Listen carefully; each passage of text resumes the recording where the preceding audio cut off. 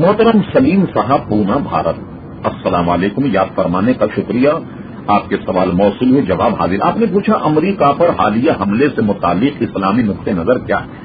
سلیم صاحب، ابھی تو یہ طے نہیں ہوا کہ امریکہ پر حملہ کس نے کیا اور یہ کیا معاملہ تھا، کیا ڈرامہ تھا۔ ہو سکتا ہے اس معاملے میں ہندو رہے ہوں، یہودی رہے ہوں، خود امریکی رہے ہوں، ظاہر ہے ابھی تک یہ طے نہیں ہوا۔ دوسری بات یہ کہ اسلامی نقطہ نظر سے حملہ ظاہر ہے کہ کیسے جائز ہو سکتا ہے، اور ساری دنیا اور ساری اسلامی دنیا بھی اس کی مذمت کر رہی ہے، اور یہاں تمام مسلمان بھی اس کی مذمت کر رہے ہیں۔ ایسی صورت میں ہزاروں آدمی تو مرے، مثلا اس میں یہودی بھی تھے، عیسائی بھی تھے، لیکن اس سے تو صرف نظر نہیں کی جا سکتی کہ 300 مسلمان بھی اس میں جاں بحق ہوئے۔ اللہ تعالیٰ ان کی مغفرت فرمائے، اس لیے حملے کو جائز نہیں کہا جا سکتا۔ اب رہا طالبان کا تعلق، طالبان کس مسلک کے ہیں؟ تو ان میں اکثریت جو ہے وہ حنفی مسلک اور اہل سنت و جماعت کی ہے۔